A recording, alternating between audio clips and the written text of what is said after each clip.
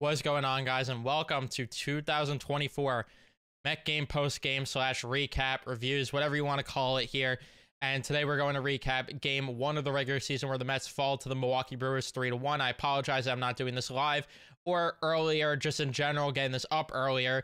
I was at the game and yeah, I just simply couldn't get a recap up until right now, and I wanted to wait to get good microphone quality. I could record it at the stadium, but either way, it took forever to upload, all that regardless. And normally I have the graphics up and all that other crap, but there's not even many graphics to put up today, to be honest with you. There's no graphic to put up because they lost 3-1, and their offense was pretty much they pretty much no-showed today. They pretty much no-showed. Pathetic, embarrassing, disappointing, whatever word you want to use would really fit the bill in terms of a negative term, because this was just a sad effort in terms of an opening day where the crowd was electric too, even though there was not a lot to cheer about, because first inning looks ugly, but then they get out of the jam. Jose Quintana, I should say, gets out of the jam, and it's like, all right, maybe there's a chance, and things just never ended up coming to fruition in terms of the way that they were taking ABs. I mean, no competitive at-bats, really. There was basically no competitive at-bats in this game, and it was just a sad effort. The good news is, if there's anything, and I hate to be the guy that outlines this, that it is game 1. That it is game 1, so I'm not going to entirely lose my cool, but, you know, if this obviously snowballs into something with this offensive production, there's going to be serious problems, because this was just not good enough, and this was one of the concerns that myself and many other Met fans had, is what was the offense going to be like without JD Martinez, who's not here yet? And on top of that, what's it going to be like in terms of the bottom of the order, where there are certain question marks? We're going to talk about all of it, though. Before I do here, leave a like on the post-game show if you enjoyed. Subscribe if you guys are new, especially for Met fans, and turn on your notifications so you know I upload or go live on the channel. But like I mentioned, first inning, a bit of trouble. Jose Quintana would walk Chiriot, and he would also allow a single to Yelich, and Chiriot also got a stolen bag there, so it's 2 on with 1 out there. But Rhys Hoskins ends up grounding into a double play, and Brett Beatty, some defensive success from him, which was nice to see. But regardless, a double play there. You get out of the inning without allowing a run. That is huge. That should be momentum, and it did not translate to the offense, who goes down in order. But again, it's fine. Plenty of game left at that point. Second inning rolls along, and Quintana only allowed a single. A lot cleaner of an inning in the second. Then you get to the bottom of the second. McNeil would ground out, but Starling Marte would hit a home run. Nobody in the stadium knew it was a home run until he started rounding second, but that would make it 1-0. And then DJ Stewart walked, and it's like, all right, here we go. Here we go. Foot on the damn gas. And all that just for the air to suck out, because DJ Stewart would end up getting picked off at first base there by Rhys Hoskins. And William Contreras would throw it there, of course. And then Alvarez would strike out to end the inning. Just disappointing in what could have built into a rally. Not that I'm saying I'm the most confident right now in Brett Beatty, but regardless, like, it could have maybe, who knows, maybe Brett Beatty comes off that inning and does something. I don't know. We'll never know. Top of the third rolls along, another 1-2-3 inning for Jose Quintana. So, or I shouldn't say another, that was his first one, but all right, looking good. And then you get to the bottom of the third, though, and the Mets go down in order there as well. Bader just non-competitive at all, striking out, which that's what we expected with Bader, which I will say with Harrison Bader, though, I was going to touch on it more when I was, talking about individually the players' performances. No, I'll save it for that, actually. Then we get to the top of the fourth, and a meatball, I think it was like a 78-mile-per-hour pitch down the middle. It's free for Christian Yelich to end up crushing that one to right field, and that ended up making it there a 1-1 game. I'm trying to see exactly what the pitch was that he hit, because I don't even remember if it was a curveball or if it was his slurve, because those are the pitches that he throws at like 78. But regardless, you can't hang those to Christian Yelich. He's going to get it every time. And then Rhys Hoskins would pop out, and then Willy Adames would hit into a fly out. A single there for Perkins, which I will say right now that Pete Alonso, man, oh man, was he brutal defensively today. And then Quintana would end up getting out of it. So again, not the worst. We get to the bottom of the fourth though. Let's go down in order yet again. Okay. Not ideal. You get to the fifth inning, and that's pretty much where you knew this was going to be bad. So Quintana gets the first out, then allows a walk, and then allows a single, which should have been an out. But Pete Alonso just cannot play that baseball at all. He just does not play the baseball there. Goes down the right field line. William Contreras gets a sacrifice fly. 2-1 game. Yelich would get a single, and then Drew Smith came in the game. My heart dropped to the floor. He strikes out Rhys Hoskins, though. So, again, you take it. You absolutely take that all day, considering the fact that it could have got ugly. And, you know, it's still a one-run game at the very least in terms of where the Mets are down. So, you got to do something. Like, you got to produce more offense regardless. Even if the Mets didn't allow a run there, at some point, you're going to have to score another run because it's a tied game at that point. Bottom of the fifth rolls along. Nothing happens there. The 2 strikeouts in that inning. Sixth inning, you got 1-2-3 inning from Drew Smith, who actually did a very good job today. But then the Mets go down in order in the bottom of the sixth as strikeouts galore there.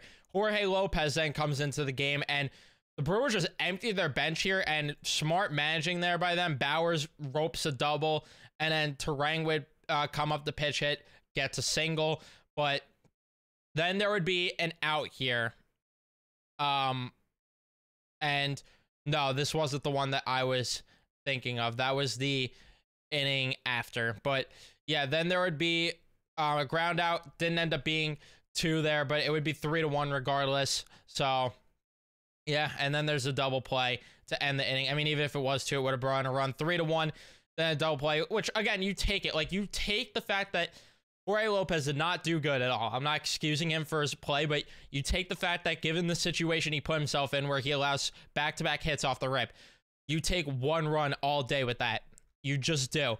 And the Mets offense, again, has to respond. And this inning, the 7th inning, annoyed me because Trevor McGill comes in, Lindor walks, and then Pete Alonso is swinging first pitch and pops out. What are you doing swinging first pitch there? McNeil with an uncompetitive at-bat to pop out.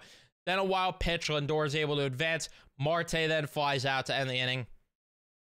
What are these non-competitive ABs? Tonkin would come in, though, in the 8th inning, which he also did a very solid job. Struck out Yelich, which I was scared. I was like, why is Brooks Raley not in this game? Why would you not want him? Like, it's still a close enough game to where you should bring him in to face Christian Yelich. Struck him out, so hey, I won't sleep on Michael Tonkin if he keeps doing that. Rhys Hoskins then walks. Willie Adames would come to the plate. Hits a ground ball, and it's thrown to second, and there is a questionable slide, to say the least, from Rhys Hoskins. And that's a subject that we're going to get into as a whole here, with the whole entire thing with whether or not it was a clean slide or not.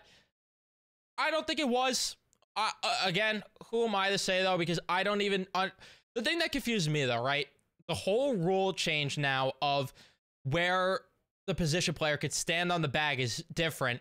So why is it that Rhys Hoskins is allowed to slide into the bag the way he is? Like, shouldn't he have to be in front of the bag? Like, there's no way he overslides that much into Jeff McNeil's leg and almost causes an injury. And the thing that annoyed me the most about it, forget the slide itself, Jeff McNeil's talking crap like, yo, what's going on, dude? Like, why are you sliding like that? Obviously, a lot more language in that, but I didn't want to get into all that crap. But regardless, Rhys Hoskins then acting like he doesn't hear, and then all of a sudden, once he gets to the dugout, he starts running his mouth and doing this and stuff. Like, Rhys Hoskins, if you're all that, then let's go. Like, throw hands then, and if you're going to call McNeil soft and all that and a baby this and that, don't wait until your teammates are there to have your back and you're hiding behind them. Talk the talk then. Like, I don't understand why he did all that. I thought that was stupid. Like, I didn't like Jeff McNeil either with the way that he handled it. But then Carlos Mendoza, too, after the game, it pissed me off to see the post-game quote. It left a bad taste in my mouth, honestly, early on with them, with Mendoza, where he's not sticking up for his guy because Jeff McNeil is basically saying that he didn't like it. And then you have Mendoza being like, well, it's a legal slide, this and that. Whether you think it or not, you got to have your guys back, no? Why is it that he's saying that instead of, again, like, even if you think it was a legal slide, there's a way to say that to the media, but also having your guys back a bit, being like, it was a legal slide, and, you know, Jeff's a fiery guy, so the moment got the best to him. You know, we'll talk to him, but at the same time, I don't like how Reese was on the other side of things with the way that he was handling it and talking, because if you're going to talk that way, then come on and come at us and stuff like that. I'm obviously paraphrasing what, you know, could have been actually said or to handle it better, but I just wish Mendoza came up to the media and had his guys back a bit more. I didn't like that at all. Regardless, so it ended up being for nothing, the drama, because the ending ended up ending, but the Mets, again, bottom of the 8th inning. No competitive at-bats. 9th inning, Taka did a very good job. And then again, Uribe comes in to close the game for Milwaukee. And yeah, just light work because the Mets got one hit in this game. They got one. And they had 2 walks in total this game. The ABs that they took were so gross today. It was gross what they did today.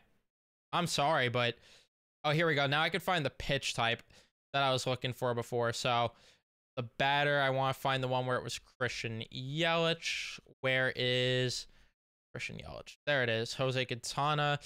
It was trying to figure out what it was. In play runs here. It was a curveball that he hung. Yeah. So it was a curveball. They ended up hanging. All right, well, that can't happen, but he still didn't even pitch that bad of an outing. Like, as much as I'm annoyed with the way this game went and the way that Quintana couldn't, you know, give you 5 innings or maybe even go a little further, I can't be too mad given what he did. Like, granted, he did not have his sharpest stuff. Like, the spin was down on a lot of his pitches, and I didn't even need to look at Savant to know that. Like, it was very visible, even being at the game, sitting on the third base line, that he did not have he didn't have good stuff today at all. He just did not. But I don't know. Like, he had 4 whiffs on 31 swings. He just wasn't good. Like, his velo was down clearly too. The cold weather probably played into that a bit, but I don't want to make an excuse like that. But the one that concerns me more is Jorge Lopez. Looking at that, his velocity was down. Sure felt like it, and his spin was definitely down outside of that sinker, which, again, not good. Not good stuff at all. And I don't want to even break down the pitching, though, too much, because that's not even my worry. Like, the pitching was completely fine today, given the circumstances, which they got out of so many jams for this team. And a lot of it, too, is because of the way that the Mets did play defense, too. Like, Lindor a couple times had a lot of good plays to, you know, flipping one behind his back there, not flipping one behind his back, but like on a backhand pass over to second. He had a lot of good plays. Harrison Bader, as much as I was mad with the way he was at the plate, there were a lot of balls in center field where Marte either didn't track, or I just know deep down that if it was the Mets of old where they don't have someone that could play defense out there, or even if Nimmo was out there, probably gets lost on some of those and it looks more challenging than it needs to be. Like, he made a lot of fly balls look routine out there, which I really do appreciate from Harrison Bader. I appreciate the good defense, but again, none of it matters if you're not going to hit the damn baseball. Like, you get 2 walks in this game and 1 hit, and your 1 hit's that home run. Come on, you got to be way better than that. You got to give me at least competitive at-bats. Like, there was nothing competitive about the at-bats they were taking. First pitch swinging a lot.